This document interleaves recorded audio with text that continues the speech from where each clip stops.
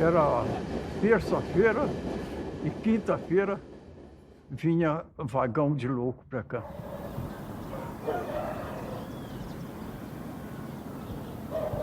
Não tinha nada diferente. Só no vagão de louco escrito vagão para louco, né? Tinha assim nas tábuas lá de fora assim escrito. Quer dizer que aquilo ali não tinha, passageiro não podia ir lá, né? Eu trabalhei numa estação chamada Aureliano Mourão.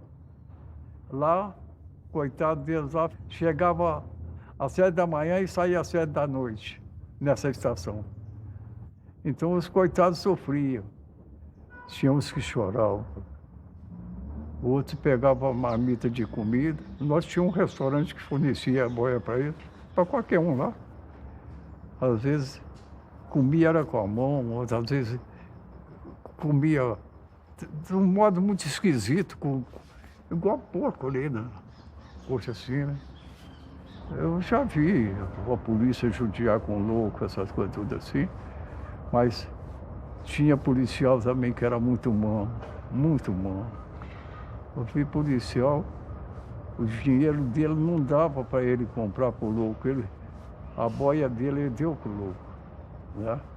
Ah, tem coitado que vinha para cá pro hospício aí, dava gosto você conversar com ele.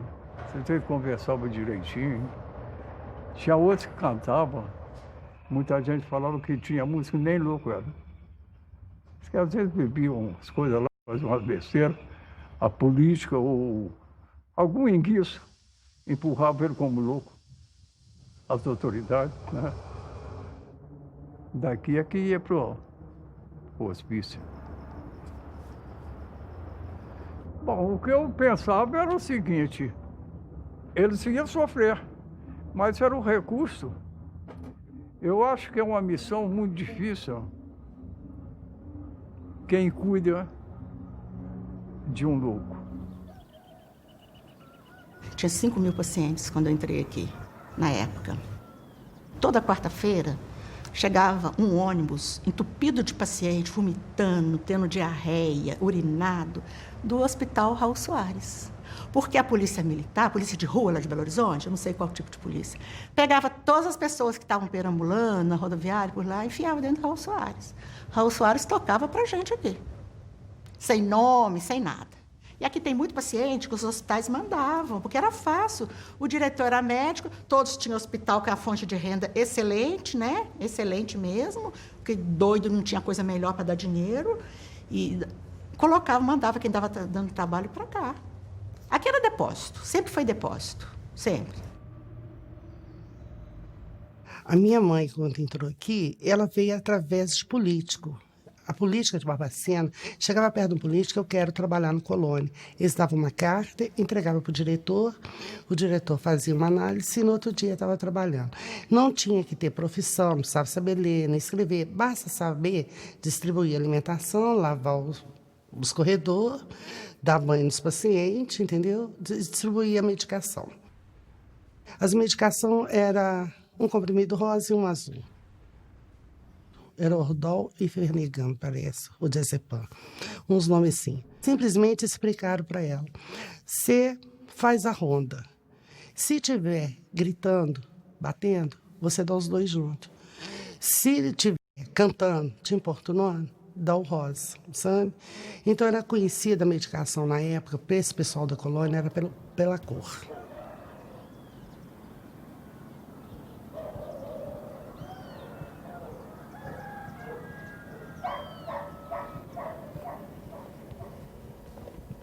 O final do século XIX em Barbacena é marcado por um mito que se cria na cidade, no Brasil como um todo, de que aqui havia um clima muito especial, clima serrano. Ele era o oposto daquele momento em que o Rio de Janeiro é tido como uma cidade insalubre, das grandes febres, das grandes epidemias. Então, de certa forma, a elite do Rio de Janeiro, que é a capital do Brasil, então começa a descobrir em Barbacena um lugar para se tratar. E não é só das doenças respiratórias, das doenças clínicas. As chamadas doenças nervosas começam a ter espaço no antigo sanatório, que é o ancestral do Hospital Colônia. O antigo sanatório, que funcionava nos prédios que hoje compreendem a assistência aos alienados, ele era um lugar de muito requinte, com os talheres de prata, com um menu muito charmoso, todo em francês. Ele tem uma linha de trem exclusiva para atender essa clientela que chega. A mesma linha que depois vai ser comparada com as linhas que os nazistas usavam para o complexo de Auschwitz. Então é uma história paradoxal. Ela começa com um requinte de um spa de luxo para pessoas ricas, que depois foi adquirido pelo governo do estado de Minas Gerais e ao longo do século XX se transformou no terrível Hospital Colônia de Barbacena.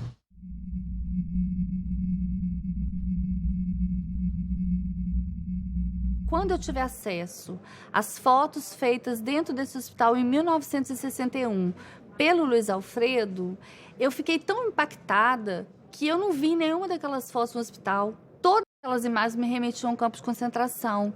E o fato de a minha geração não saber nada sobre essa história me deixou muito indignada. Como é que uma história como essa, como é que uma das maiores tragédias do Brasil acontecem diante dos nossos olhos e a gente não sabe nada sobre isso?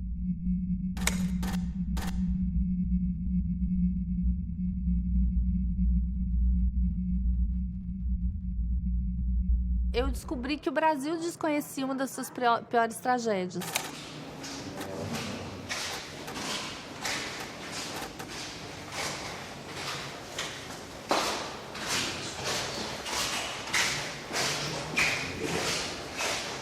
A gente tinha que botar o paciente no lençol e rotular o nome, procedência.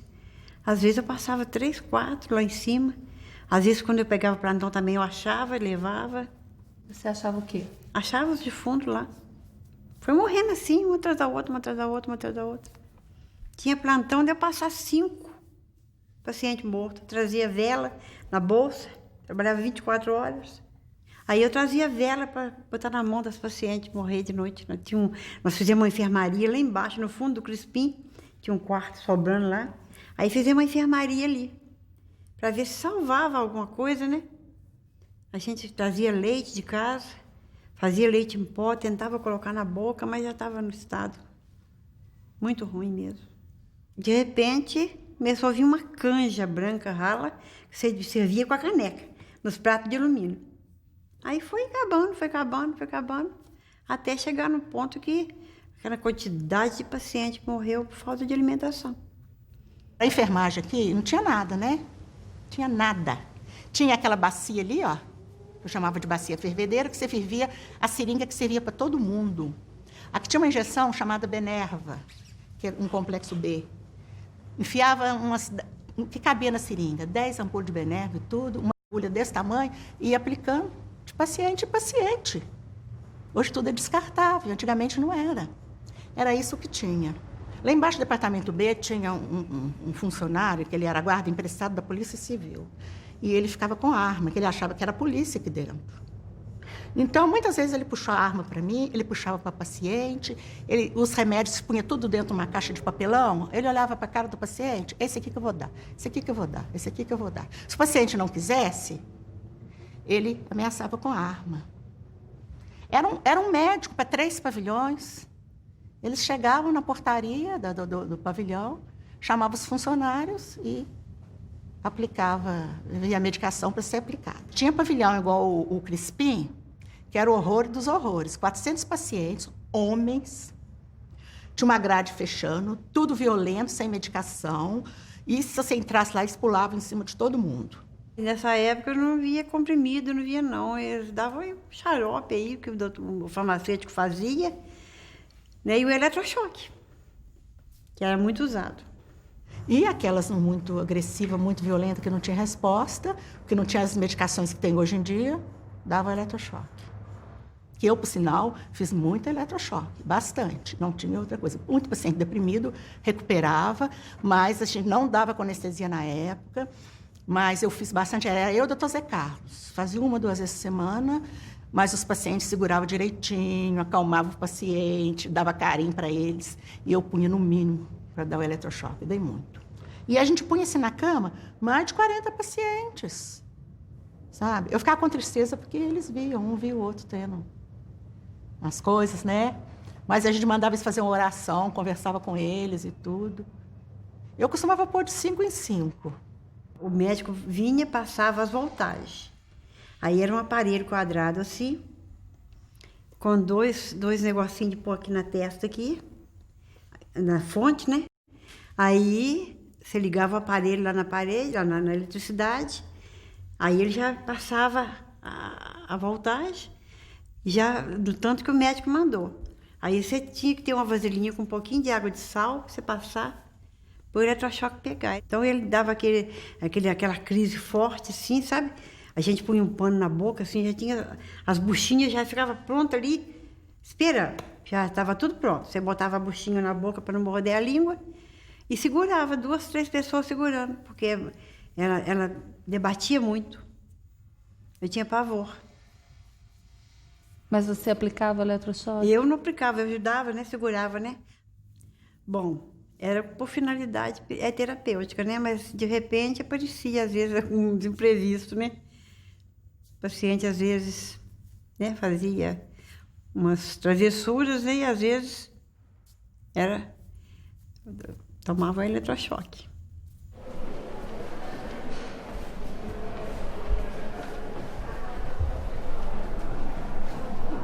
Eu tive vergonha de ser psiquiatra, foi quando eu vi as cenas que eu vi. Foi a vergonha de ser gente, foi de ser psiquiatra só.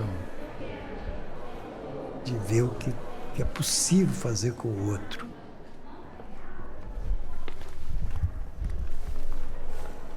As impressões eram as piores possíveis, porque o cheiro, né, a pobreza, o som que não existia, a fala que não existia. Todos eram andarilhos. O problema de ser andarilho é uma coisa interessante, né? A pessoa ficar andando em volta de si mesmo, né? Horas e horas. E tudo isso era natural, tudo isso fazia parte.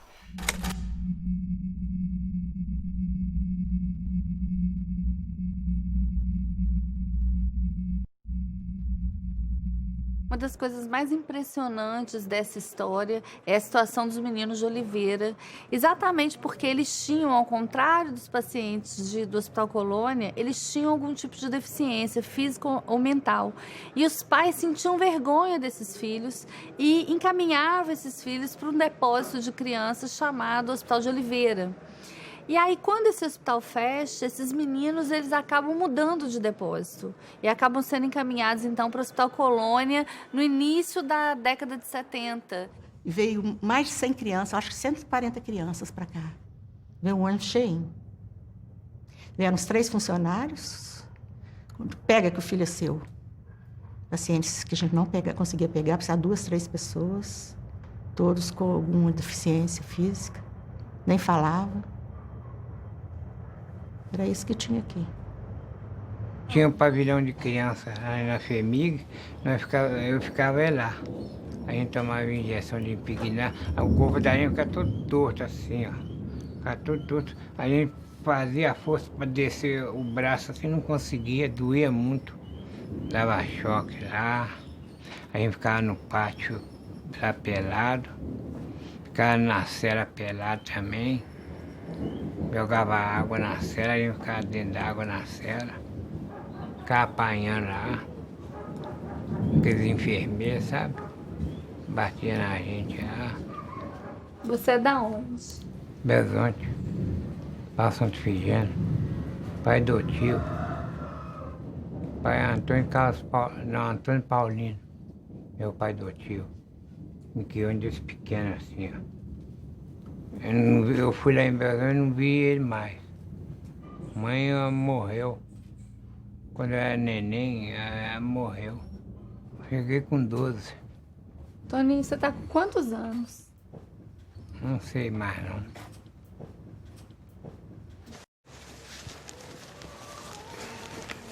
Eu fiquei com a minha mãe até na idade de 5 anos. Ela teve problema de tuberculose, na época não tinha cura, a doença não era erradicada e ela morreu. E depois que ela morreu, você ficou com quem? Fiquei com a minha madrinha. Ela que eu fazia muita bagunça, era muito arteiro, né? Ela me mandou pra cá, pro hospital. Mas eu ajudava a segurar aquele pessoal que ia tomar choque. Ajudava a segurar, às vezes o choque passava pra gente, sabe?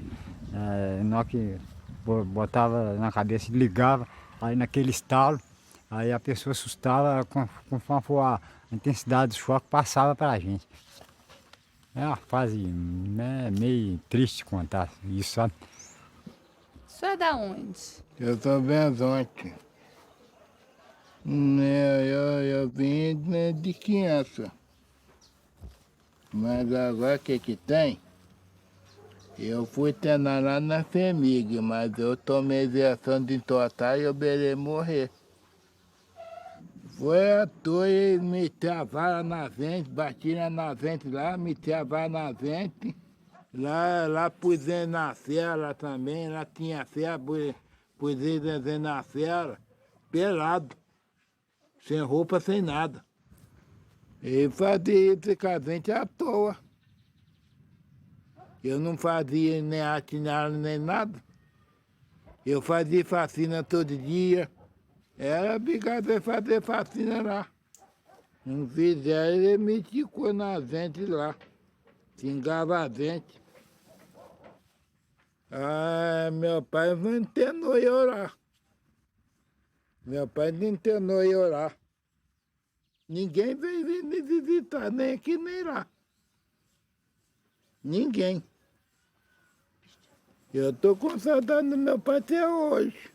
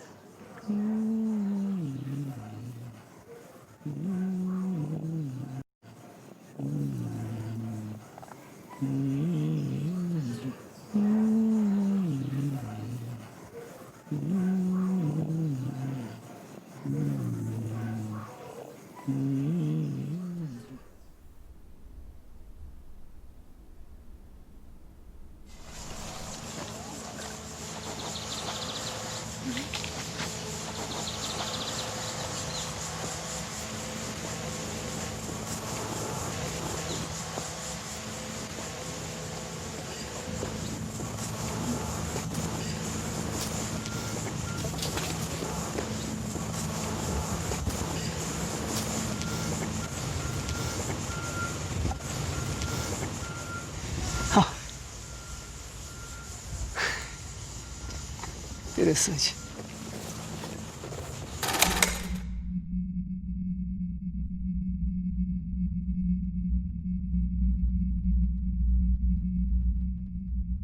Eu estou sentindo que eu estou todo arrepiado. Talvez seja alguma coisa que não depende da opção consciente, né? mas deveria ser alguma portaria, eu não tenho memória mais, é 35 anos, né? Essas coisas, elas têm uma memória muito, elas estão guardadas num espaço muito escondido na mente da gente, entende? Elas têm uma relação muito com dor, com sensibilidade. Eu fiquei aqui por volta de 4 horas com um grupo de médicos. Aqui, né? Aqui não é das crianças, será? Talvez fosse a coisa das crianças, mas não tinha essa cerca. Aquilo ali também, deixa eu ver. E como que as crianças estavam? Elas estavam... A criança normalmente é mais... Elas ficavam quietinhas, né? Não movimentavam. Tem até uma foto de uma que está bem na posição fetal que eu fiz, né? Uma foto que eu fiz por cima. É uma situação de defesa que eu achava, né? A única maneira de se defender da situação que estava era de apertar o corpo, as mãos. Tinha um menininho também, que esse foi muito forte também. Eu não lembro onde que foi que eu fiz a foto, que ele... Eu lembro que a hora que eu cheguei perto, ele levantou o bracinho e falou assim: moço, o senhor quer ser meu pai? Esse foi forte. Pôs a mãozinha assim, chorou. E a foto é uma das fotos que sensibiliza muitas pessoas quando vê. O choro dele, procurando um pai naquele lugar ali, né?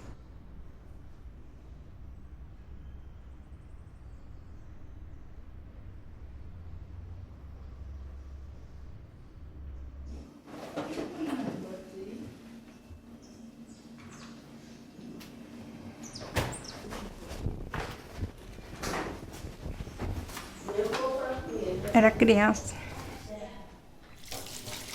Minha família internou eu, criança, assim, na Oliveira. Eu dei alguma crise, assim, não tinha remédio para levar no médico, aí me internou. Injeção, tinha aquela injeção grossa, desse tamanho assim, dava aquela injeção grossa na gente, de pregnar, choque já viu os outros tomar, e paciente morrendo, tadinha, sim. E nós já passou fome também, isso já falo verdade, quem fala verdade merece castigo.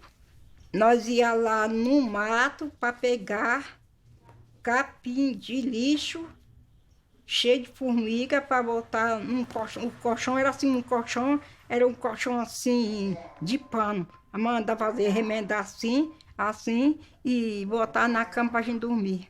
Os bichos tudo mordendo a gente, a formiga mordendo a gente. Ninguém apareceu.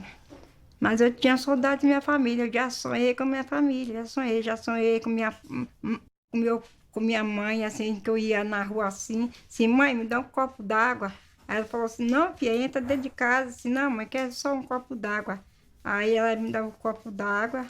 Tem vezes que eu fico triste no meu quarto, saudade. Como é que eu vou fazer? Não posso fazer nada. Não fiz nada com minha família, não fiz nada. Eu não posso nem falar mais nada desse negócio, não, senão eu fico triste da minha família. É como se a memória deles, afetiva, tivesse parado no momento do abandono. Eles tivesse sido congelada ali, no momento do abandono, quando os pais deixam eles ali e nunca mais voltam. Quando os sobreviventes puderam falar, é impressionante o impacto que isso teve dentro do Brasil, quantas pessoas se sentiram envergonhadas pelo tratamento de décadas e décadas foi oferecido para pessoas consideradas indesejáveis sociais, a forma indigna que o Estado brasileiro e que a sociedade brasileira trata e tratou essas pessoas, é uma herança que nos envergonha.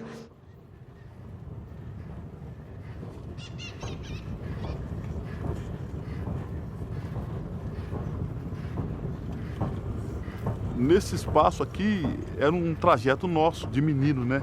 Que nós atravessava entre as locomotivas e, como menino não tem nada na cabeça, vamos na FEMIG, vamos na assistência, chamava assistência na época. Vamos para assistência? Vamos passar para nós ver os doentes, vamos. Aí subia no muro, ficava olhando, mas era, né? Hoje, assim, dá até dó na alma, mas era muita gente mesmo. Era como se juntasse muitos frangos, né? Muitos frangos. Muitos pacientes. Tinha uns normal, tinha uns que era normal. Esses que ficavam dentro desse recipiente lá, nesse quadrado, esses não batia bem mesmo, isso não tinha sentido de nada. Mas tinha uns que era normal, rapaz. Tinha uns que era normal, conversava com a gente assim, ó. Só que às vezes vinha de longe, né? Às vezes vinha de longe e a família punha aqui, largava, por aqui morria e aí ia. Era tudo aberto, né? Entrava e ia para o campo, jogar bola. Então, era o nosso dia a dia, né? Na rua que eu moro hoje, tinha um rapaz que ele era internado e tinha, às vezes morria alguns doentes. O que ele fazia? Ele punha tudo numa carrocinha de ferro e punha os doentes ali. Às vezes ele passava na rua da minha casa. Então nós pedíamos para ver, abre aí para nós ver aqui os defuntos. Aí abria, nós víamos os defuntos, fechava, né? Ele subia com aqueles defuntos e tal. E tinha dia que nós corria atrás também da carrocinha e nós ia até no cemitério para ver ele jogar os defuntos. Fazia um buraco grande, jogava 5, 6, 7, pronto, acabou. Sem caixão, sem nada. Não tinha nós de caixão não, entendeu? Então para nós era comum, né? É igual hoje, você vê carro na rua e ficar admirado. E hoje é onde é um dos cemitérios que só que está desativado.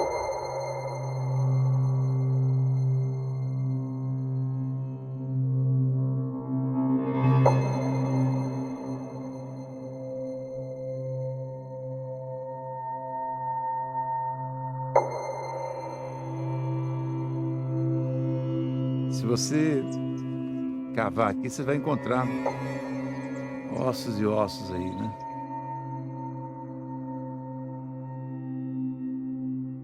O cemitério era uma cultura de que as pessoas não poderiam ser sepultadas junto dos chamados normais, né? Os suicidas, assim como os negros e também os loucos, tinham que ter um local para sepultamento. Pouco depois da criação do hospital, em 1903, já se fazia sepultamento no cemitério do Cascalho, depois cemitério da Paz, foi dado o nome. Esse cemitério ele é criado praticamente junto com a criação do hospital. E os corpos vinham num caixão improvisado e aqui julgava e levava o caixão de volta. Era enterrado. Tanto se nós estamos aqui sobre ossos, entendeu? Ou seja, pelo volume de pessoas que foram sepultadas aqui, que então a qualquer momento você vai encontrar ossos humanos aqui. Num hospital onde se tem relato que na época de frio chegava a morrer 60 pacientes, porque eles amontoavam, um protegendo o outro, um se protegendo e os de baixo morriam asfixiados. Chegou um ponto que o hospital teve que criar 2 enfermarias de intercorrência clínica, uma no departamento A e outra no departamento B, que eu apelidei isso aqui, Anticâmara da Morte.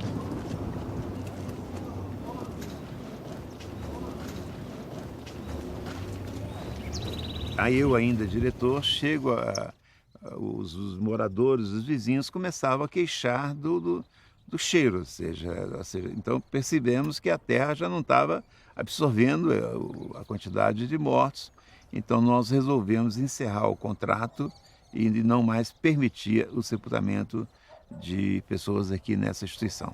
É muito estranho você imaginar um hospital que já tinha acoplado a ele um cemitério, porque a expectativa do hospital não era curar, era levar essa vida até onde fosse possível para finalmente sepultá-la.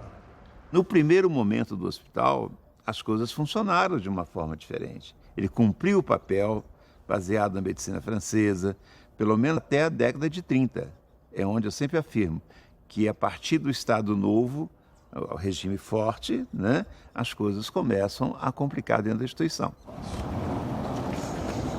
A família, quando internava, ela não queria saber, né? Tem história, né, de famílias que internavam e mudavam de endereço ou de cidade para não receber ou não ter comunicado dos pacientes. Então morria, você não tinha como, às vezes, comunicar com a família, e quando comunicava, a família não tinha condições de vir buscar o corpo. Muitas vezes era cedido às faculdades.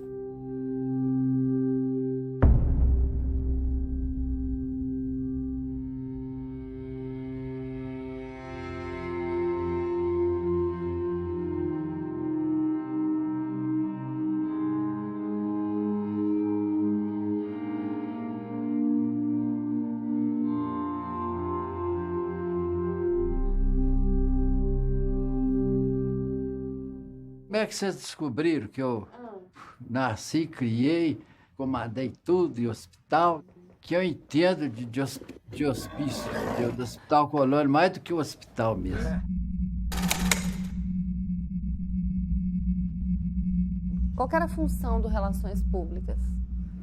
Relações Públicas, atendimento às familiares que iam lá visitar os detentos, né? E eu tinha um relacionamento de coisa, a secretaria era aqui na ala feminina, né? Aqui embaixo era o hospital da ala de masculina. Então, as famílias me procuravam, eu chamava uma das enfermeiras, porque sabia de qual pavilhão que a pessoa da família estava internada, né? Essa era a minha função. Existiam, assim, pessoas que interessavam de vir visitar as famílias.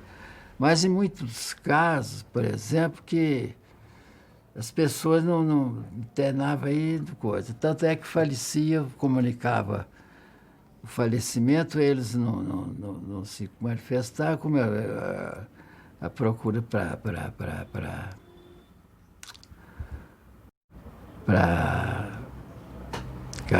essas faculdades era enorme, né?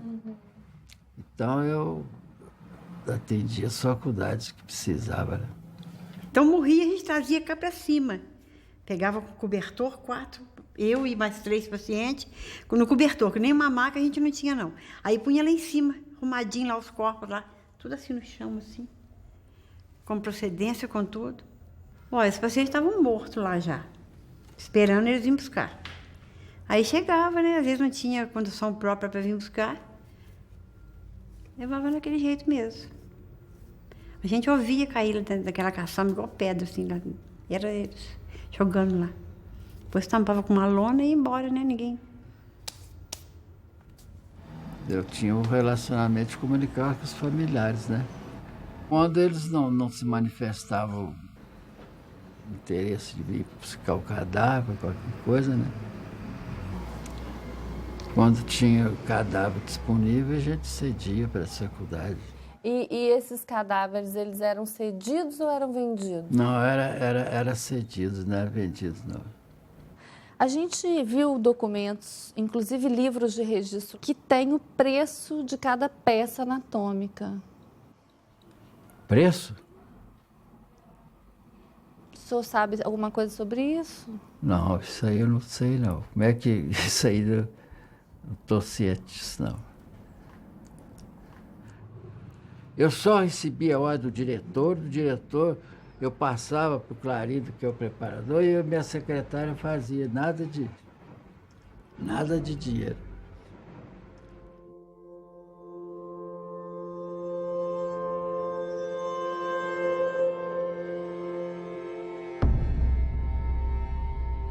Faculdade de Medicina de Valência, Fialho, tá o seu nome aqui. Essa letra é sua? Essa aqui é. Essa é a letra do senhor? É.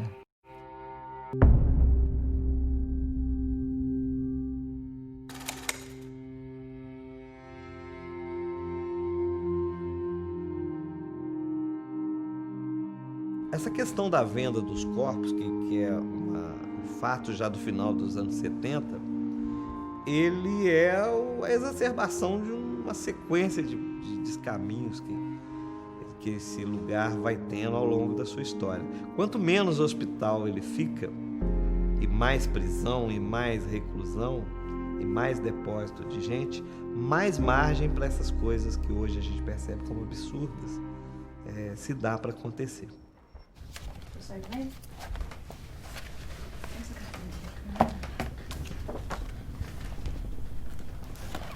É um pavilhão muito bonito, sendo os pavilhões mais antigos do hospital.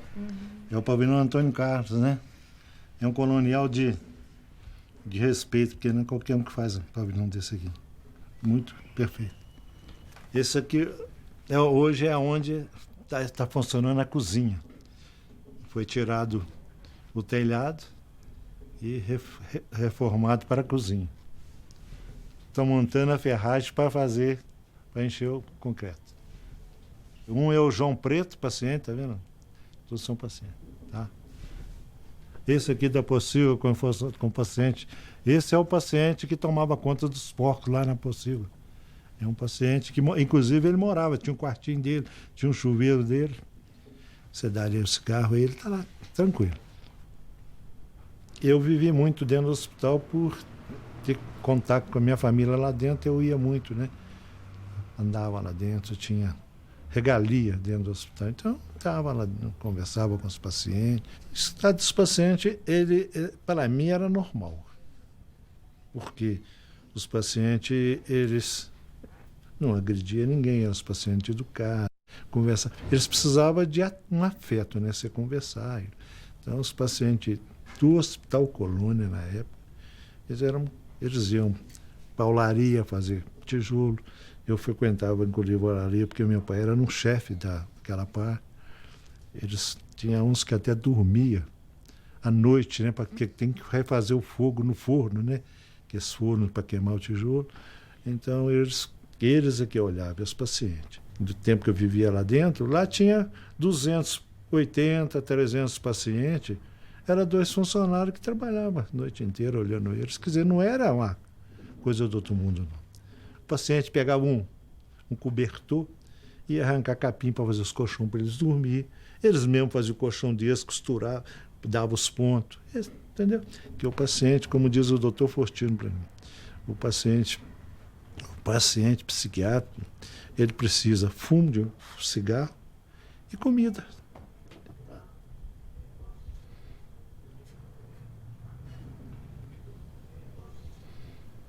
Incomodava ver eles assim? Incomodava porque eu entrava no pátio para tirar paciente para trabalhar. Mas de 69 para cá, tá? Eu entrava lá, porque eu já era o chefe de obra, então eu tirava, em troca de um maço de cigarro, e ele saía para trabalhar. Até agarrava na minha mão para sair, tá?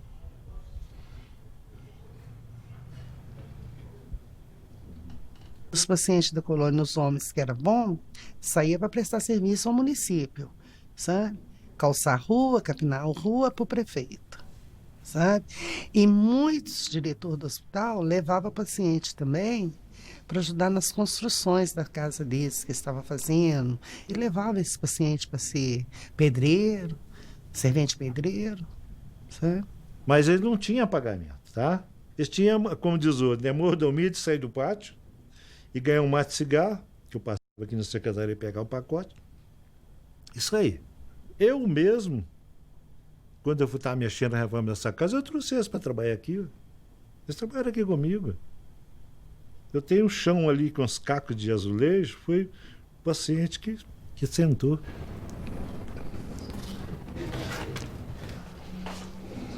Tudo isso aí, a agilidade dele, é um paciente psiquiátrico, tá?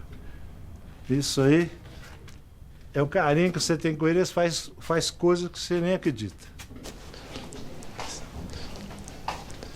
E o paciente, minha filha, é igualzinho. Deus me perdoe falar isso. É um cachorro manso, muito bom. Ele atende igualzinho. Vem cá, faz isso pra mim. Sim. Não te cobra nada. Ah, dá R$1 aí. Você pode chegar lá na colônia, não sei se você chegar lá. O paciente fala, dá R$1. Agora hoje não é mais um, não, porque acho que não está tendo. É 2 que está pedindo. Dá R$2 aí. As pessoas internadas aqui, que trabalhavam para a prefeitura gratuitamente, e aqueles que saíam para o mato para ajudar funcionários, ficavam outras pessoas, porque eles não ficavam andando no parque o dia inteiro. Por invés de contratar pessoas, usava os coitados para fazer esse trabalho. Não eram remunerados. Também é crime. Eu não sei até que ponto você vai poder falar que ele está explorando. A minha parte, eles iam para tirar ele do pátio para fazer terapia. Era um trato. Eles iam, eles fizeram o pavilhão deles, que está lá, até, e eles vibravam. Ele saía passear. Né? E eu acho que o próprio funcionário que tirava, ele não pode pagar, porque ele está no trabalho dele. Então, agora, se alguém pegava funcionário, paciente, para levar para trabalhar na casa dele sem pagar, sem aí não, eu não conheço. Eu nunca ia usar isso e não ia deixar ninguém fazer isso com meus pacientes que estão comigo. Tá?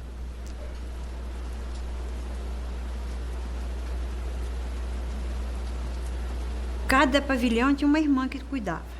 Que era assim, elas punham as pacientes para fora 4 horas da manhã, para limpar a casa. O negócio era manter a casa limpa. Aí as pacientes iam para o pátio, naquela friagem toda, sabe?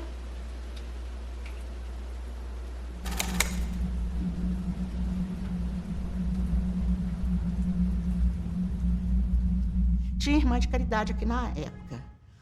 Uma ou outra ajudava a gente. Eram bolsas tudo. Outros atrapalhavam a gente, sabe? Mas a limpeza no pavilhão que elas estavam era limpíssimo. Desde que os pacientes ficavam todos entulhados dentro dos pátios. Arrumou, pôs as coxas brancas de piquê, ninguém podia entrar.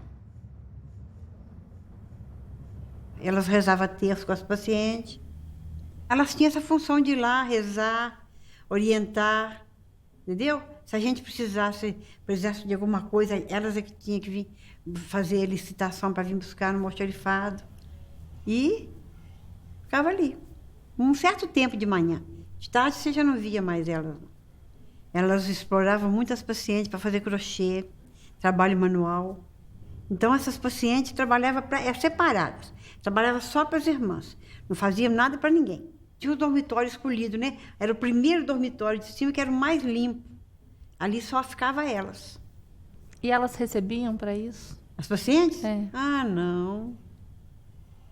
Às vezes, assim, muito raramente, sabe? Mas, assim, um bolo que fazia lá na casa delas, que levava lá um pedacinho para elas. Mas muito raramente. Essa irmã Helena Coelho, que era a mais velha, ela era econômica, né? Que trabalhava no almoxarifado. Então, todo lugar você sabe que tem essas corrupção mesmo, né? Que a gente está vendo hoje, né?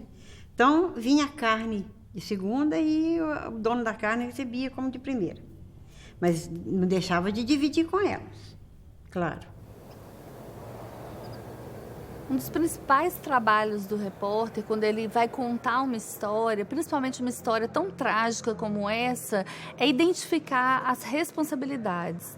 E a primeira coisa que eu quis fazer quando eu entrei dentro do hospital e quando eu comecei a ouvir os sobreviventes que pela primeira vez foram procurados, que pela primeira vez ganharam voz, eu queria que alguém me dissesse de quem era a culpa. E eu fiz essa pergunta centenas de vezes para centenas de pessoas que eu ouvi.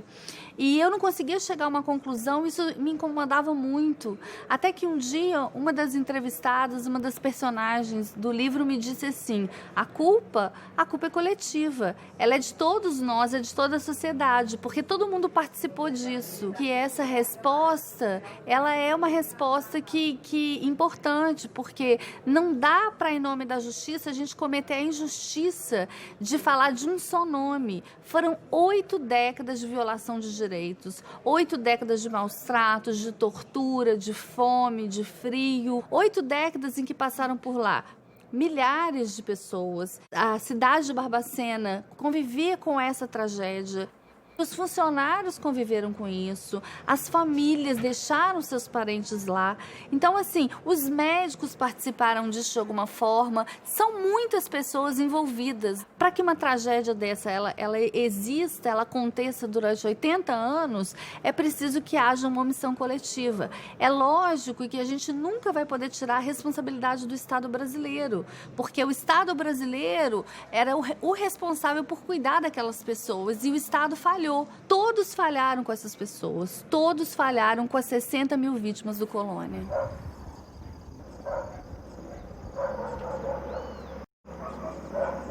Minha lembrança da minha infância foi na FEBEM. Aí de lá eu fui para o patronato, que é a zona rural aqui de Barbacena. Lá eram freiras. E lá no patronato que eu passei a minha infância. Lá eu tinha um amigo, Chiquinho. O pai dele, todo domingo, no ônibus de 11h30, chegava lá para visitar o Chiquinho. O pai dele era lavrador. Então, se eu vejo o pai dele chegando todo domingo e meu pai e minha mãe não chegar, por que eu sou diferente dele? Porque ele mexia muito comigo.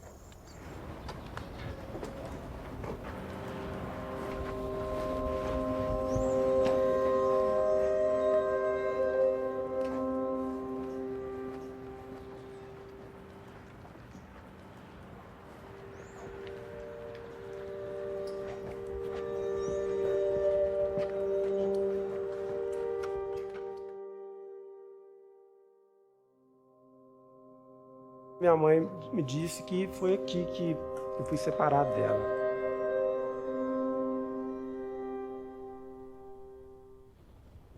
Assim que eu ganhei o João Bosco foi pro berçário e eu vim também pro berçário. Cuidar das crianças e cuidar do João Bosco. Cheguei lá no domingo, estava na hora do almoço da irmã. Aí, daí a pouco ela chegou. Os meninos maiores daqui foram tudo lá pro Pinheiro Grosso. Aí eu virei e falei, mas o João Bosco também foi? Ela falou, foi. Eu virei e falei, não podia ter mandado o menino para lá sem autorização. Aí eu até com ela. Você não tem direito de falar assim comigo, que eu não podia mandar o menino para lá sem sua autorização, porque quem manda no menino sou eu. Ela tá muito alterada comigo. Vamos dar um choque nela. Aí pegou por aqui, ó. Aí veio 2 guardas. Aí me arrastaram. Para a sala de choque. Aí me deu um choque. A irmã me deu um choque. A irmã Tereza. Aí ela virou e falou comigo assim, aqui, você não volta aqui mais não, porque se você voltar aqui, outra vez, se você voltar aqui, eu vou te pôr no pátio. Aí nunca mais tive contato com ele. Eu saí da FEBEM, não tinha para onde ir, não tinha como me manter, não tinha dinheiro para me manter. Eu morei no quartel pelo menos até o ano de 99, ou seja, 12 anos eu morei no quartel. Eu não tinha Natal, Ano Novo, isso eu não tive, porque eu não tive a família para eu poder passar com eles. Quando a minha mãe morreu, espalhou todo mundo. Aí foi que eu saí para começar a trabalhar, né? Eu tinha 10 já para 11 anos, né? Foi gente que me levou para vir para trabalhar lá, em Virginópolis, na casa desse senhor. Ele era advogado. Que você vê ele com o meu patrão, eu na casa dele, empregada, uma criança. Quer dizer, ele foi na maior brutalidade comigo, né? Nunca eu pensaria na minha vida que ele tivesse coragem de fazer isso comigo. Ele, um advogado, eu, uma simples empregadinha doméstica. Ele tinha 53 anos já, o homem. Eu tinha idade para ser meu pai. Ele era assim baixo, mas ele era fortão. Aí foi que ele me agarrou. Aí a menstruação sumiu, né? O corpo começou a crescer, né? Aí, olha, tava de 3 meses já. 3 meses. Depois que aconteceu, o que ele fez? Aonde ele me pôs? Aonde ele me levou? O negócio já estava tramado, né? Vim para aqui para ficar bater dentro de um hospital de doente mental, uma coisa que eu nem nunca tinha visto na minha vida. Eu pensei que o dia que eu entrei lá, eu pensei que eu ia sair de lá, que eu não ia ficar lá.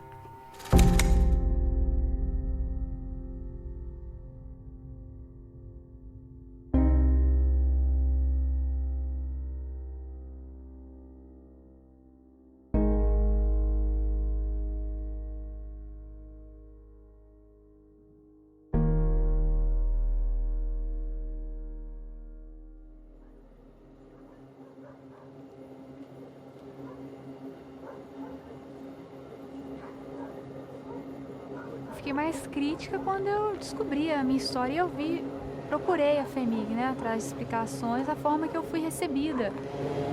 Muitos disseram, o que você está fazendo aqui, não vale a pena mexer nessa história, procurar isso.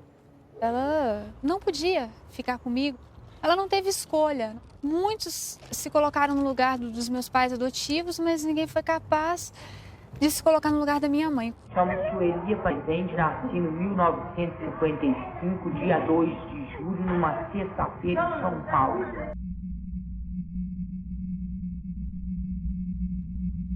Elas saíam, né? Era muito paciente, ninguém dava conta de olhar, né? Aí tinha paciente que engravidava, quando não chegava outros de fora grávida, né? Elas saíam, encontravam, arrumava namorado aí. Agora tinha paciente que relacionava com outro paciente. Não tem uns pacientes que casaram com outras pacientes? Então tinha paciente que relacionava com o outro. Tinham filho, elas não queriam, não, elas davam mesmo. Não queriam nem saber. Tinha umas que não queriam dar, mas não podia ficar aqui. Porque tinha uma irmã de caridade de Belo Horizonte que levava os filhos nascidos daqui para FEBEM, de Belo Horizonte. Eu achava isso uma agressão. Tirava os filhos e levava. Agora, as funcionárias, muitas pegaram. Tem muita funcionária que pegou criança aqui, criou e deixava as pessoas verem. A Sueli era o terror de todo mundo, né? Muito difícil, agredia todo mundo. Ela passou por vários lugares. O último lugar que ela ficou foi lá nos modos residenciais, que lá era de paciente tranquilo e tudo. E ela adaptou melhor lá. Mas teve uma filha, né, que foi pega por uma funcionária aqui. E nesse inteirinho teve muitos problemas. Entre a mãe que adotou, entre a Sueli, entre essa menina que nasceu. Eu lembro assim que foi a mais problemática. Ela sofreu que queria a filha dela, né? E a moça que pegou, ela não trazia, não levava a Sueli, porque não tinha condição. Não trazia muito aqui, não. Diferente de mim e de outras pessoas, né? Eu descobri por acaso uma contradição da minha mãe, né? Começou por aí, que eu questionando sobre a gravidez, como que eu tinha nascido, ela disse que foi parto normal. E eu lembrei que anos atrás ela havia falado que era uma cesárea. Que mãe que se engana sobre isso? E descobri que eu não era filha dela, que eu tinha sido adotada e que minha mãe se chamava Sueli e estava no hospital. E depois eu conversei com a funcionária também assustada, e ela confirmou que ela tinha falecido mesmo, e que isso tinha ocorrido há 1 ano. Estamos todas de azulão, lavando o pátio de pé no chão. Lá vem a boiada do pessoal, arroz cru e feijão sem sal. E mais atrás vem o macarrão, parece cola de colar balão. E mais atrás vem a sobremesa, banana podre em cima da mesa. E mais atrás vem as funcionárias, que são as putas mais ordinárias.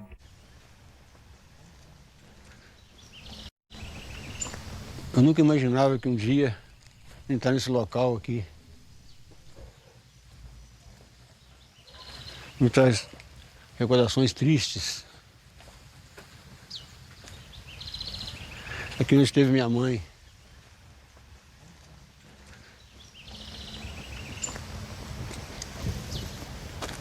Foi seu pai que mandou ela pra cá? Não sei se foi, não. Eu não posso garantir porque eu era pequenininho, não tinha condições de saber. Eu não posso falar uma coisa que eu não sei.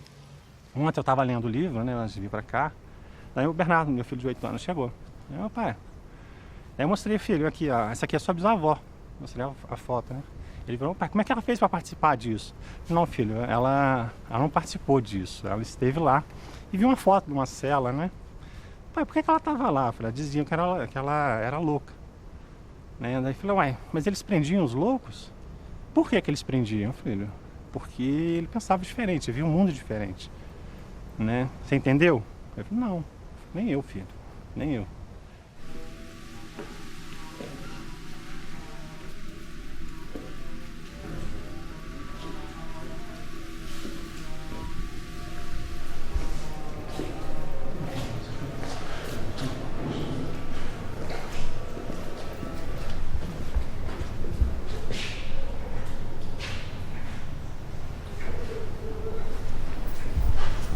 Aqui era o quê?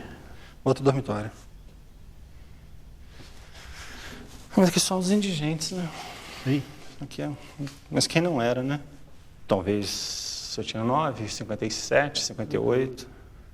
Esse nome dela tá aí, porque ela deve ter vindo pra cá como indigente. Vê a data aí, vê se a gente consegue localizar. 57, 58? É. A quem servia esse sistema, né? Matrícula de loucos e indigentes.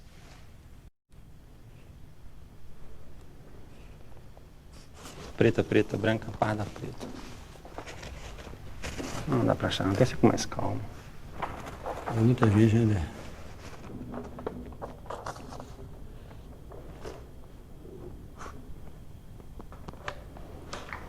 Pai. O quê?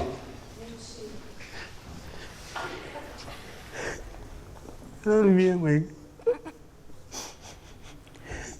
Entrou em julho de 56. Casada, tá vendo? Tá vendo? É casada. E meu pai dela como indigente, tá vendo?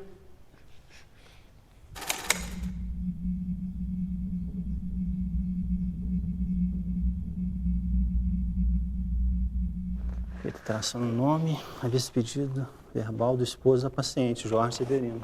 Vou.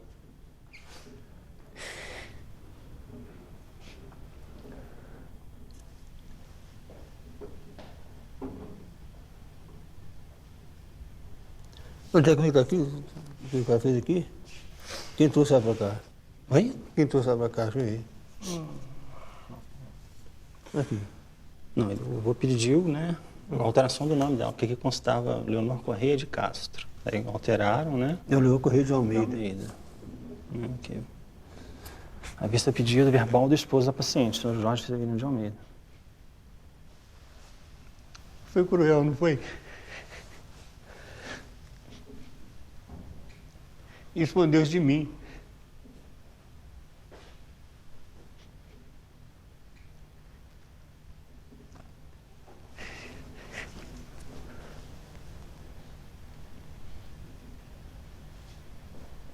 É.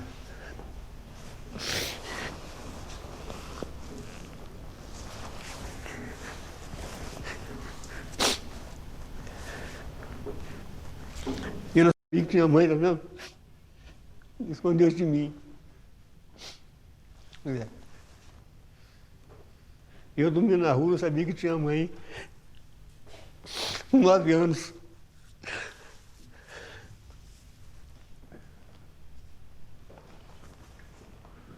É.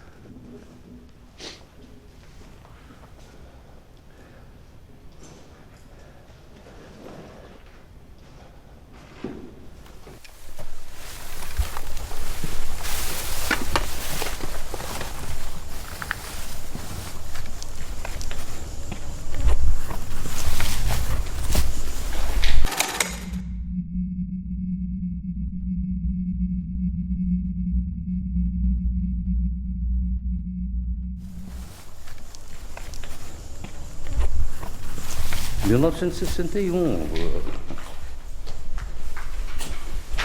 são quantos anos?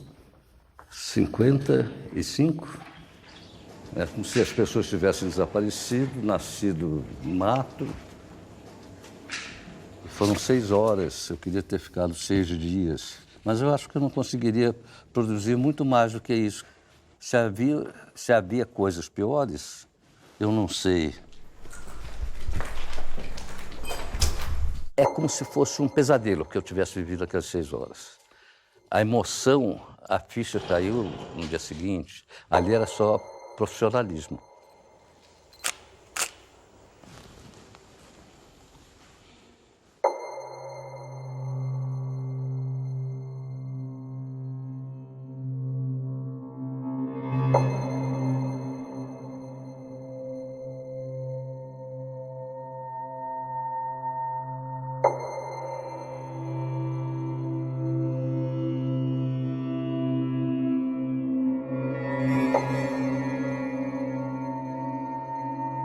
Estamos no local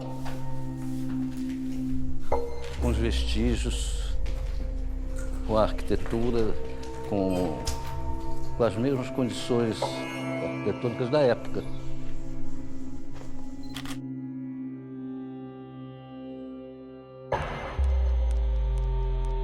Aqui ó, essa parte aqui é aquela ali, ó. A porta, aqui ó, aquela parte ali. E a janela, e a porta. É daqui para lá.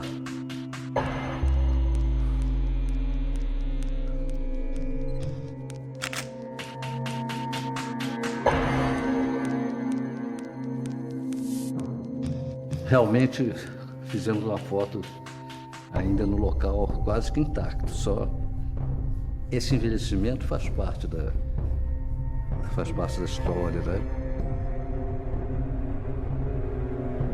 Chegamos no local. é dos últimos. Quando terminar isso aqui, não restará mais evidência física nenhuma da época que nós estivemos aqui.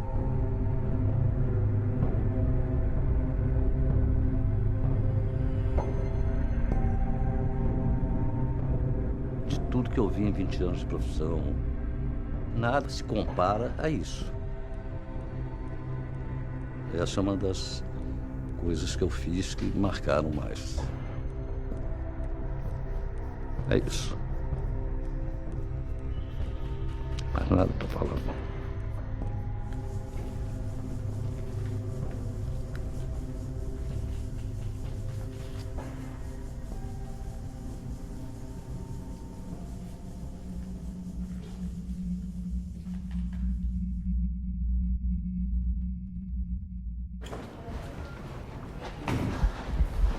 Aqui tem uma mesa boa, ó.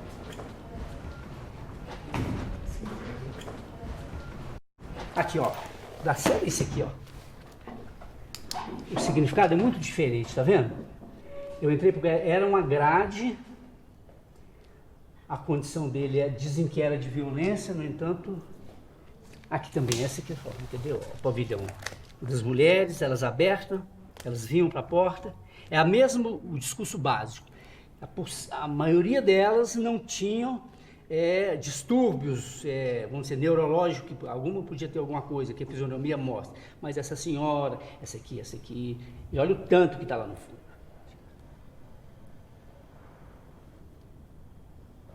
Aqui já é degradação total, né? Essa aqui é a foto que eu falo, que esse momento aqui para mim foi crucial. Essas pessoas num abandono total, né?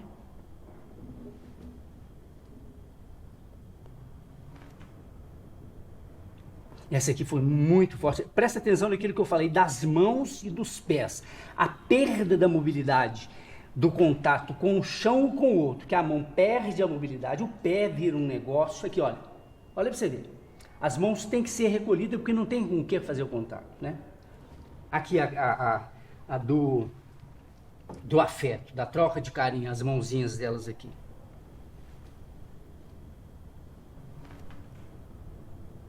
Esse aqui é a vergonha.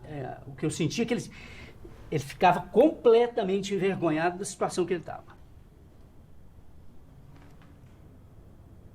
Tem uma coisa que é interessante, a maioria era negro. Aqui já tinha... A cor negra já era uma discriminação.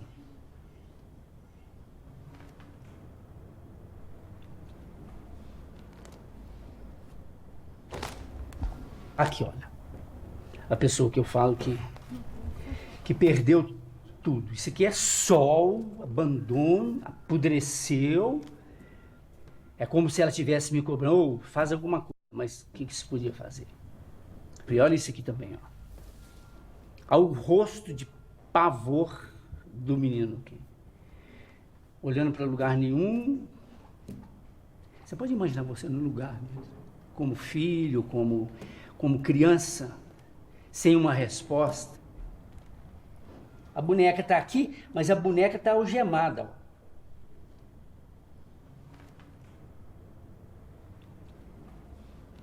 Napoleão, como é que é fotografar pessoas que perderam sua condição humana? Como é fotografar pessoas que perderam a condição humana, né? Isso é um negócio...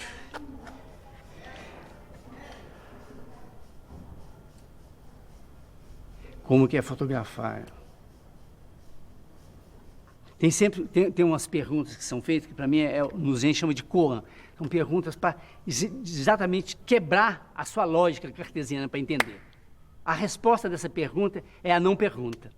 Você tem que chegar nisso, entende? Como que é isso? A resposta, ela não pode ser lógica. Então, como é que é fotografar um ser humano sem condição humana? Você tem que conviver com isso para ter essa experiência, entendeu?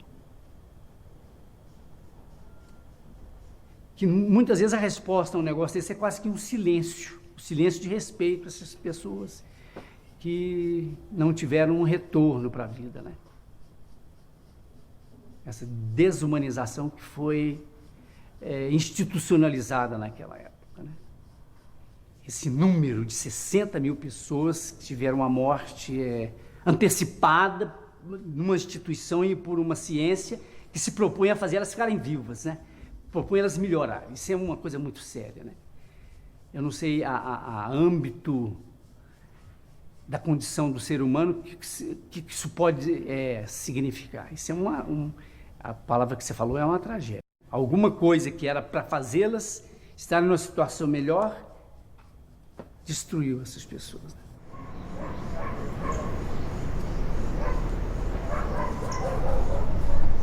Todo mundo emocionado, né? Que foi um, né? É forte mesmo. Registro forte. De fato de serem 3 gerações, né? É verdade. 3 gerações. Né? Sua, nossa e a do Luiz Alfredo. Mas gravei Dona Conceição aqui, ó, pois é. Gravei a Dona Conceição aqui com a turma toda, né? Todas se juntaram aqui na porta, assim, né? Foi aquele chique. grupo fechado, assim. E ela de porta-voz. No meu pavilhão não tem médico. É preciso de um médico. Tá aqui pelo pavilhão porque não tem. E como é que foi, assim, quando vocês chegaram a primeira vez, assim? O que vocês viram? Qual foi o impacto que vocês tiveram?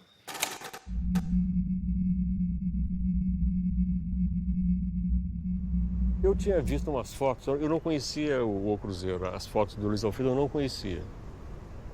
Eu era muito garoto na época e não tinha visto as fotos dele. Na escola de psicologia eu vi umas fotos que o cara tinha feito clandestinamente também. Tipo, assim, fotos roubadas, cenas roubadas, assim, né? Eu vendo as fotos do Luiz Alfredo, em que você vê que as pessoas se colocam para a câmera, tem inclusive uns grupos de homens que se colocam, assim, numa posição ereta. Eu acho que aquelas não eram poses, não era uma colocação, aquilo surgia, aquilo foi um bailado, foi uma coisa, eles me olhavam e não me viam. É isso que eu sentia, todos os olhares se dirigiam a um certo ponto, mas eram vazios.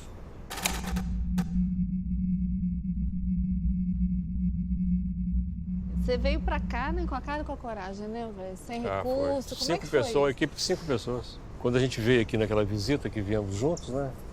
Você, eu, Simone, aquela turma. Quando eu voltei para lá que percebi que tinha abertura para fazer o filme, né? Em 5 dias eu montei a equipe e falei, não pode perder, essa porta fecha.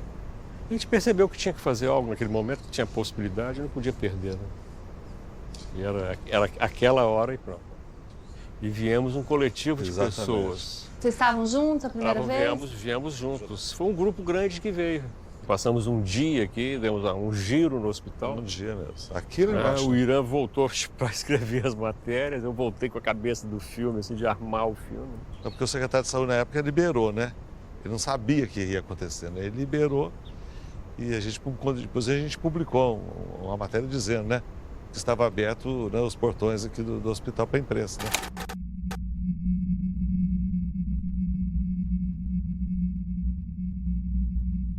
Nada se aproximava do que a gente viu aqui ao vivo, os pátios, a quantidade de pessoas, os pátios cheios, sabe? O pavilhão das mulheres, dos homens, das crônicas. Se tem uma coisa que para mim ficou guardado para sempre, quer dizer, e não está no filme porque o filme não tem, é cheiro. Quer dizer, um cheiro permanente aqui que eu acho que é dor, é sofrimento. Acho que o sofrimento tem um cheiro. Então esses cheiros... Quando eu vejo o filme, assim, às vezes, o que mais me lembra é o cheiro. Eu acho que é uma dimensão que você só tem quando você está dentro dela. A maior parte das lembranças é no pátio das mulheres. Que uma delas chegou para mim e falou assim, eu sei porque vocês estão fotografando a gente. É para quando a gente morrer, vocês saberem quem morreu. E a vontade delas de aparecer e tudo era muito grande. Então você percebia assim que era uma forma de dizer, olha, eu estou aqui, estou viva, eu estou aqui, eu existo, e pôr a cara. Eu como repórter, né, minha letra é muito feia, depois aquela dificuldade de entender o que eu escrevia, né? Eu queria aproveitar e tudo, eu estava falando para o Elvésio, eu não tive sentimento nenhum. Eu estava ali um profissional, um repórter, eu tinha que anotar tudo, até o sentimento. Né? Se era cheiro, se aquilo, eu tinha que anotar cheiro, tristeza, eu anotava o nome, porque eu não tinha sentimento nenhum. Eu estava em operação, trabalhando tecnicamente. Eu senti mesmo drama quando eu vi o filme, Em Nome da Razão, né? Nós, né, foi tudo junto. Quando eu vi ao vivo ali, aquilo, aí que viemos acumulado. Nossa, entrei em pânico.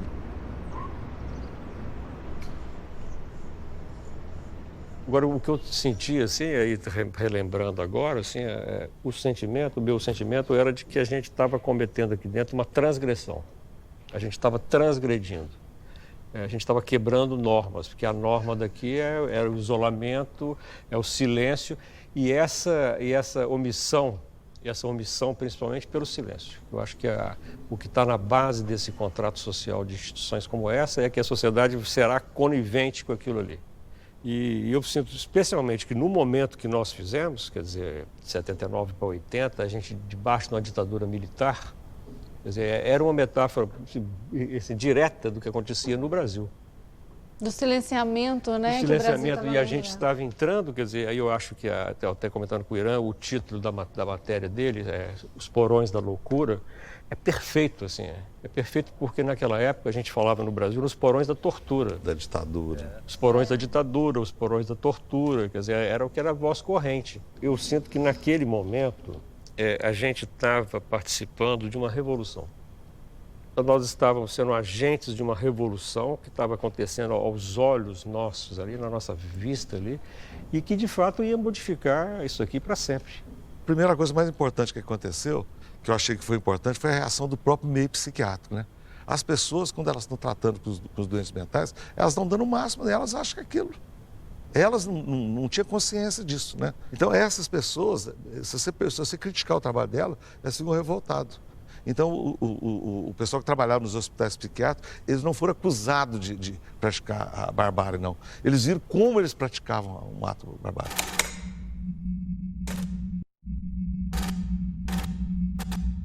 Eles se identificaram, né? Então, o que aconteceu? No primeiro momento, eles ficaram revoltados. Eu recebi muita crítica, metendo pau no meu trabalho, metendo pau não sei o quê, e depois eles viram o tamanho da atrocidade que eles estavam envolvidos. Isso que fez o que aconteceu, a revolta psiquiátrica, que partiu deles mesmos, e eles ficaram revoltados. Eu acho que a gente ajudou a proporcionar esse cenário. Eu estou me sentindo aliviado de não ver ninguém aqui, né? Essa ausência deles aqui, essa é a mudança, né?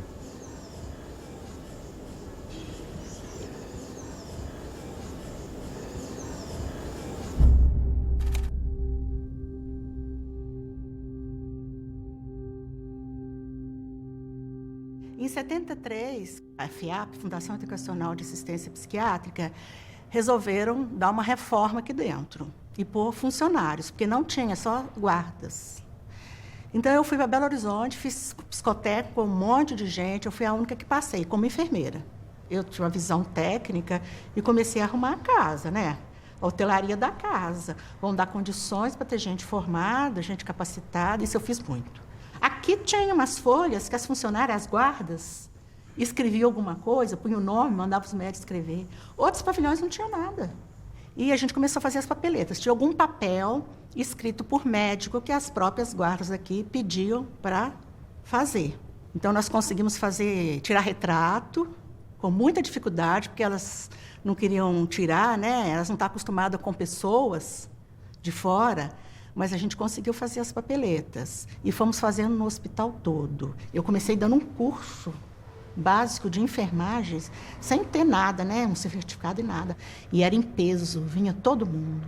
Depois, muitos funcionários foram fazer a sua formação profissional, saíram auxiliar, e o curso técnico nós abrimos, assim, os técnicos da cidade de Barbacena vieram para cá. Nós somos contratados como acadêmicos para dar plantão dentro da instituição, porque o hospital não tinha plantonista. Tinha 2.000 pacientes aqui, mas não tinha um médico de plantão. Aí nós somos os primeiros plantonistas do hospital. Aí surge a presença de Basália, a visita de Basália.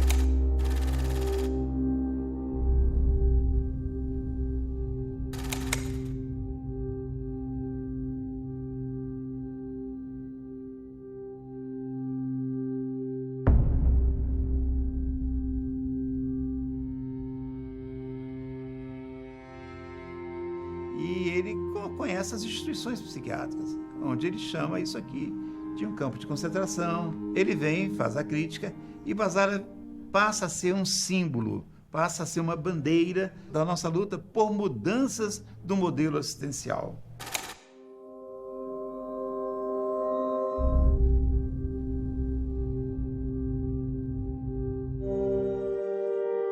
A reforma psiquiátrica, fundamentalmente, é uma mudança de modelo. Há um modelo que é centralizado no grande hospital psiquiátrico. O modelo hospitalar leva o paciente até o serviço. No caso da rede, é o contrário. O serviço é que vai até o paciente, é algo como uma malha de serviços que se espalha pelo estado todo. A gente começou a fazer ressocialização pacientes, nos módulos residenciais, foi 120 pacientes. Ali a gente ensinou a usar desodorante, fazer unha, sabe, colocar batom. Quem viu se viu pela primeira vez, chorava, gritava, batia a palma, sabe? Ficou toda feliz de ver no espelho. Aí a gente levava, é você que está aqui. A outra, não é outra, não, é você mesmo, sabe? A gente ia mostrando, depois aprenderam a comer com colher, com garfo. Foi naquele modo lá que saí depois para as casinhas. Eu chego aqui em 92, o hospital, como que ele estava? Ele estava passando por uma modificação, que eu acho de pensamento. Então, assim, ele ainda tinha muita característica de hospício. A grande dificuldade, que aí eu posso falar um pouco do que eu venho nesses anos todos trabalhando, é a questão, nesses espaços, a gente conseguir trabalhar com o sujeito. Porque a questão coletiva ela é muito forte. A instituição ela é muito rígida dentro de rotinas. Eu tenho experiências lindas aqui. As pessoas não sabiam como que vinha a fruta, o abacaxi sem ser picado. Como que era o abacaxi? Tem história linda das pessoas, primeiras pessoas na residência terapêutica, como começaram a frequentar mercadinho. Sabe assim? Por que isso? Tem a laranja sim, mas ela picada, né? Assim, a coisa, o que é isso? Assim, coisa para nós que é tão simples. Porque é tão assim tutelado, né, que a gente faz tudo pela pessoa, né? Aí tem o caso de algumas pacientes que são até muito conhecidas e tem algumas que estão até hoje em residência terapêutica, né, que eu acho assim que é uma vitória, tendo em vista o quadro que apresentava quando morava aqui dentro, né? Então você vê que tudo é possível, né?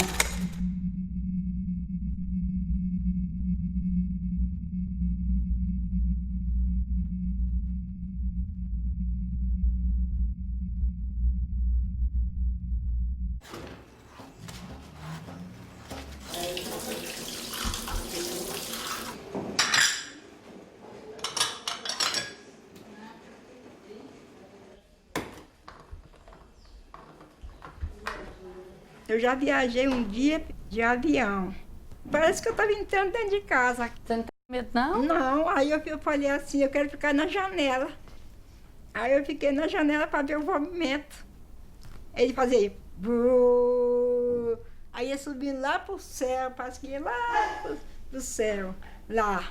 Aí ele falou, aí depois ele me chamou, né? Chama a menina aqui para mim, a Elzinha, para tirar o retrato com ela. Aí eu fiquei junto com ele lá, dirigindo o avião, tiraram o retrato lá comigo.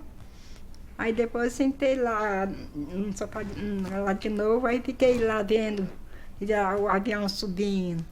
Entrava na nuvem, tudo depois que estava na nuvem, depois ele falava assim, daqui a um minuto estava chegando. Aí depois, baixando devagarzinho, aí baixava.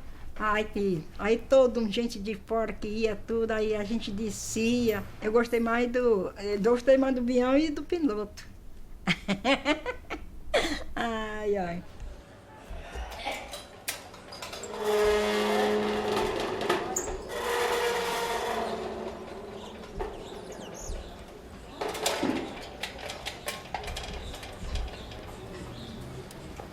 O senhor representa hoje uma instituição que tem essa herança. O senhor acha que nós podemos falar em culpa do Estado ou em dívida histórica que o Estado tem com essas pessoas? Com os remanescentes, certamente, né? O Estado, na medida que Mesmo que, e é bom que seja feito esse registro, o Estado ele agiu, né, em consonância, em sintonia com os conceitos, com a instituição da psiquiatria, com a medicina, com o sanitarismo. Não agiu contra os preceitos sanitários, contra o ordenamento da instituição médica, nem do judiciário da época. Então, ele foi um instrumento, digamos, passivo. Então, é do Estado, mas é de nós todos. Eu acho que esse reparo tem que fazer. Tem que avançar, até porque a política do Estado é desinstitucionalização. Né? Já tem muitos anos que a gente está trabalhando nessa lógica, né? Conseguimos fechar vários hospícios nesse país, mas que não tem recuado na política de saúde mental. Na política nacional de saúde mental, a gente não tem visto recuo, assim. Ninguém fala em abrir leito, né? A integração, a escola inclusiva, o tratamento ambulatorial, o apoio familiar, o foco deve ser esse, né?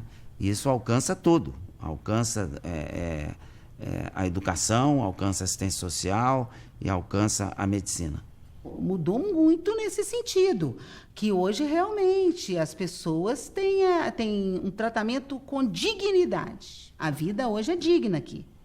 Eu costumo dizer que se nós ainda tivéssemos a mesma realidade, nós estaríamos hoje com milhares e milhares e milhares, porque ainda permanece a tensão na sociedade.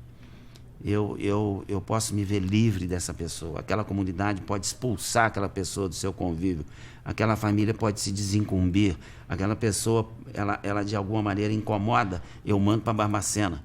Quer dizer, isso, eu acho que essa é a raiz, né? É a noção, é a ideia de que é possível uma instituição que segrega as pessoas. A sociedade ainda tem muito de higienista.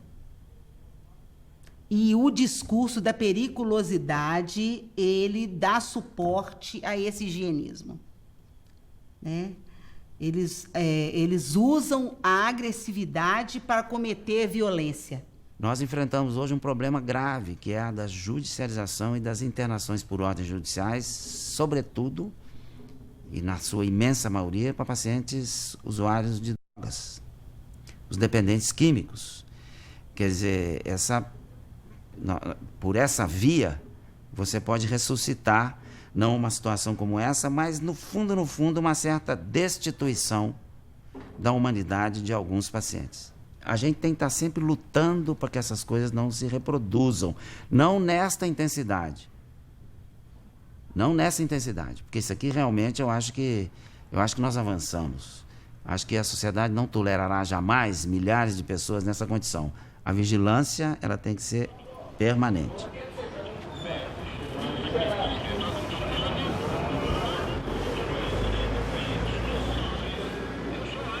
A casa foi criada para eles, né? Tanto que são 4 rapazes e 3 moças. No começo foi difícil até para mim, quando a gente via que o chão tinha só fezes, né? Falava, nossa, meu Deus, me dá coragem, né? Os primeiros dias eram difíceis mesmo.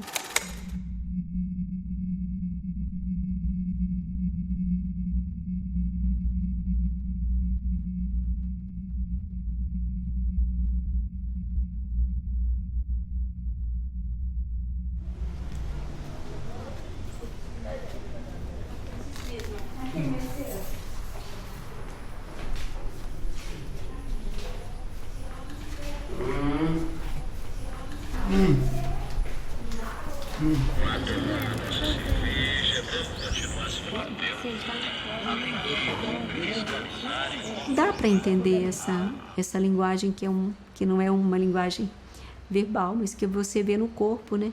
E eu acho que foi mais através de olhar para eles e entender, né? Por exemplo, às vezes o Albino estava numa posição e eu falava, não, o Albino está se sentindo incomodado nisso aqui, vamos trocar, vamos deixar, né? Porque não tem rigidez. Eu falo, olha, gente, vocês vão me desculpar, mas quem trabalha aqui não tem rigidez de nada, não. Por exemplo, quer andar, anda, quer levantar, levanta.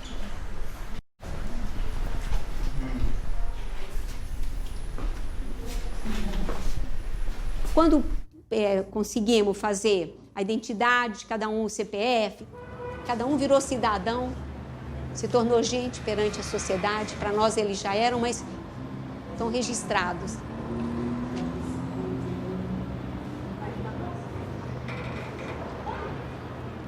E o Silvio é aquele menino lourinho que tinha uma opção de moscas, né, em cima dele. Quando ele estava daquele jeito, passa alguém e fala: essa menina tem mais que morrer. Essa menina aqui é esse menino que é um galã de cinema, porque ele era louro, o cabelo era mais bonito. Hoje eu envelheci, mas eles também. Então o cabelo era todo lourinho. Eu falei: esse é um menino que é um galã de cinema. Aí ele estava lindo mesmo, aí todo mundo ficou impressionado.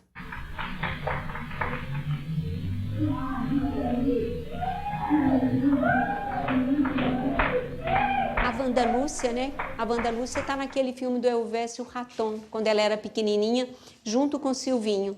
Vai sozinho, você consegue? Pode ir sozinho. Eu acho que, na medida que incomoda, você mostra que existe uma outra possibilidade, que as pessoas conseguiram também sobreviver àquele terror, né? Conseguiram. E eu acho que tem que admitir que houve tudo isso mesmo, né? As pessoas poderiam não estar pensando em maldade, mas não sei, às vezes elas eram maldosas também, né? Porque o doente, ele não tinha voz, né? O que a gente entendeu mesmo o nosso, né? O nosso também não fala, mas a gente dá voz para eles.